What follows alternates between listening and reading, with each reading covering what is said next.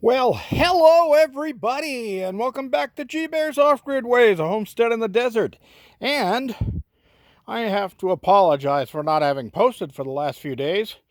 It's just that I've been helping friends and neighbors with some of the things they needed to get done and so forth and so on. So today I kind of took it easy. I had to do a run around and pick up my mail, and all. Well, my mailbox was stuffed.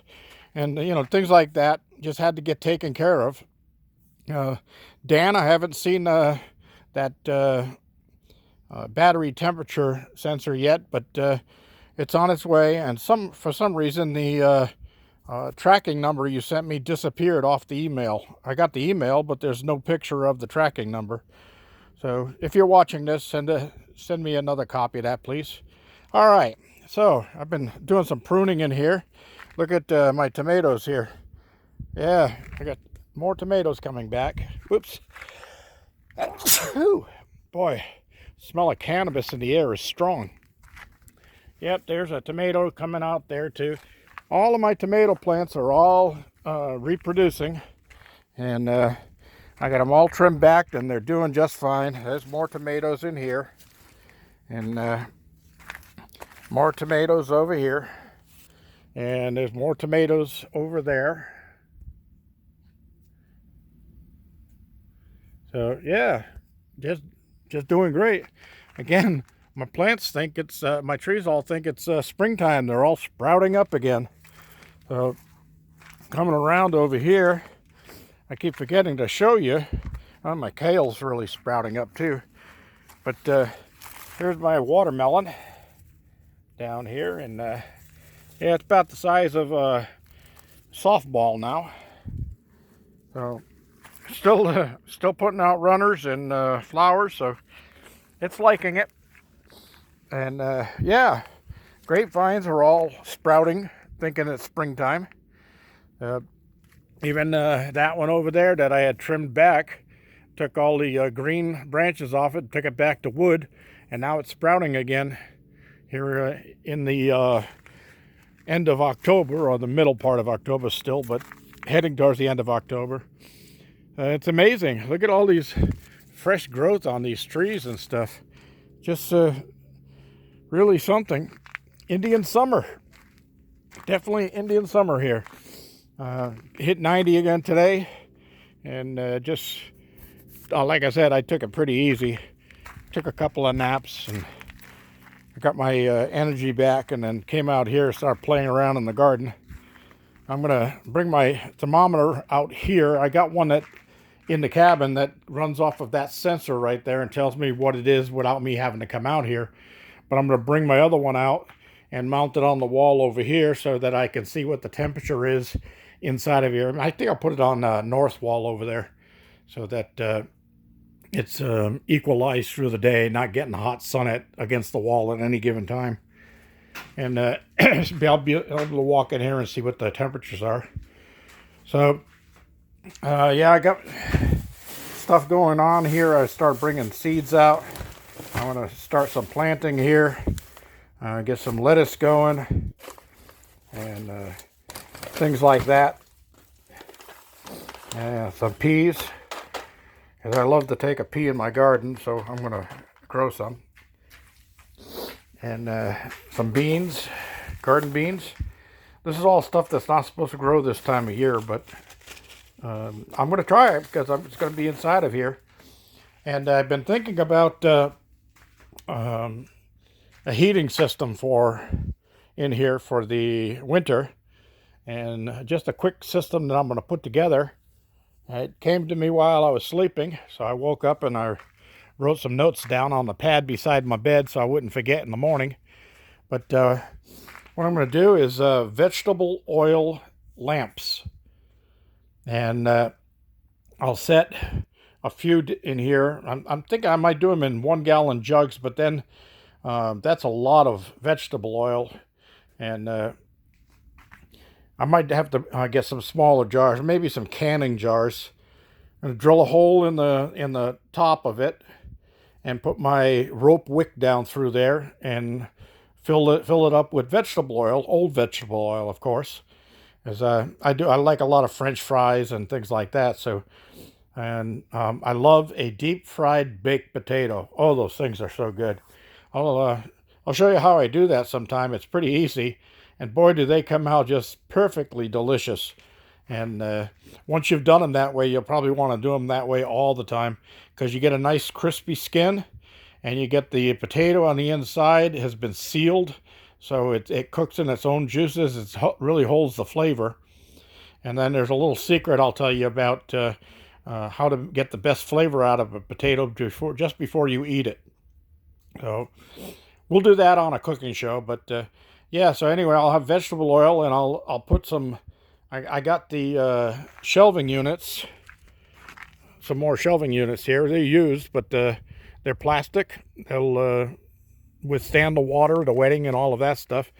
I'm going to set those right down the center, and I'm going to be taking one of these tables out of here. I don't need two tables in here. And then on one side or the other, I'll be putting the more shelving up against the wall so I can get some plants going. And I'm going to have, I just got this one going. These plastic trays that you get with like bakery goods from the store, you know, they have a cover. They're just great. So you put your seed starters in there, and you soak them and let them get wet overnight, and then you plant your seeds, and then close this just like that. Don't snap it down, just close it, so it becomes a little tiny greenhouse of itself, and it protects the little seedlings that gets them started. Then as they pop up, you can pull them out of there and transplant them into flower pots. And I brought in a lot of my pots here. I got everything going. I got my starter trays here all going. Got my potting mixes all ready to go. I got my seed starting mixes down inside of here and inside of there. So everything's all ready to go, and I'm going to get it going. I really want to get it going. I want stuff to grow. All right, so anyway, that's what I was doing today. Again, I'm sorry that I haven't posted in the last few days, but, you know, sometimes it's good to help out friends and neighbors and things like that. I almost said family, but all my family lives so far away, there's no way in the world I can help them out. Because just getting to them would be a 6-hour flight. So, you know, who wants that, right? And especially with this COVID crap going on. So the sun's getting ready to set. Yesterday, and it was really smoky out here. And I think it's still smoke from the Bobcat Fire, because the Bobcat Fire is over that direction. And it was hazy here. I mean, it just was not nice. But with my new system and my new Midnight Classic controller, the batteries were still fully charged all day long, no problem. And I get up in the morning with full charged batteries. They haven't dropped below their full charge. They're still going through the night. So the battery bank is back up and living. Just wonderful. I've been taking care of my mulberry trees, and I'm going to show you how they're doing. 3 of the 5 have survived so far. So here's one, and got all new fresh green growth on it. So I'm going to come in here and get my pruners, find out which branches are dead. And the easy way to do that is you bend them. If they snap, they're dead. You bend them. If they flex, they're alive. That's still alive. That's still alive. See? Alive. So this has got a lot of live on it. And it'll all sprout back. But if you take off anything that's unnecessary and trim it out, like, okay, so I'm not going to need that branch, that little branch in between here, because I got all of these coming out. And I'm not going to need this one, because these are coming out from right at the base of it. So I'll take those out, and that'll send more energy into that growth and bring that growth up.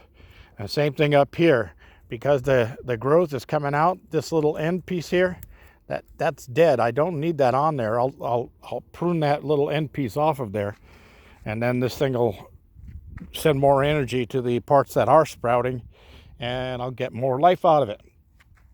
That one over there, stone dead. I went over and grabbed it. It just came right up out of the ground. I think something might have gotten down under the roots of it. There used to be a ground squirrel nest over there. So this one, the birds had really gotten to this one, but there's fresh growth coming up out of there, and there's fresh growth up here. So yeah, this is the same thing. I'll go through this and I'll break off all of the dried branches. I'll prune them down and prune it back. This one didn't make it. I already went by this one, and every branch I grabbed was dry and just breaks right off. Okay. So this one is stone dead. So that one will be coming. I'm going to prune it all the way back and see if anything comes back out of it. And this one over here has been the one that's been doing the best all along, and it's still doing just perfectly fine. I do have to come and prune the dead wood out of the center of this. And one of the good pruning methods that you remember is when branches are growing into the center of the tree, you can prune those off, like this one. This one is growing into the center of the tree. Because what's going to happen is all the other stuff around it is going to block off the sunlight from getting to it. So it's not going to help the tree at all. So you take those out of there. Anything that crisscrosses, if you have one branch like this and it's growing, and then this one here starts growing and they crisscross, you want to take those out of there. They're not needed. So because of these two are the main trunks here, all of that little growth will come out of the center there. And same thing with this piece down here. This will get pruned off because this one's going to get going, and it'll all make good branches. And as the thing gets bigger, I'm going to have a nice shade tree here. So, yep, these are all ready for some more water. I've got 80 gallons of water inside the van in my small containers that I just brought in, and I will be coming through here and soaking these trees down again tomorrow. They like to be soaked down. So you soak them down, let them grow, soak them down, let them grow. Da-da-da-da-da-da. Sounds like a good start to a song. All right, so anyway, I also ordered water today. So I'll be getting my water around the 27th of this month. And I'm going to have everything all topped off and ready to go into the winter. I like doing that in October because once the rainy season starts out here, you sure as heck don't want a 4,000 gallon water truck trying to get through these dirt roads. If he starts sinking and he gets stuck, he's going to dump that load just so he can get out. And all that water's going on the ground. And guess what? You're still paying for it. So I'm not going to play that game. I'm going to make sure I get my water before the rainy season. And that'll hold me through the winter. And then in the springtime, once the rains have stopped, the ground dries out a little bit, then I'll call in another load to get ready for the summer. But I'll also capture water through the rainy season, so we'll be all set with that. All right, that's about all I have today, everybody. Thank you for joining me. Don't forget to give me a thumbs up down there. Don't forget to subscribe down there. I still got 66%, 2/3 of the people that watch my videos on a regular basis are not subscribed. I don't know why. It doesn't hurt to subscribe. You're not going to feel any pain or anything when you click that little subscribe icon down there. You know, it won't hurt your finger. It's not going to hurt your YouTube channel or anything like that. It's just going to subscribe you, and it helps us YouTubers. We need subscribers. We need subscribers, and we need people to watch the ads that are on our shows. That's how we make money to live the life of Riley out here in the desert. I appreciate it, and we all appreciate it. So please, subscribe. Thank you. G-Bear, signing off.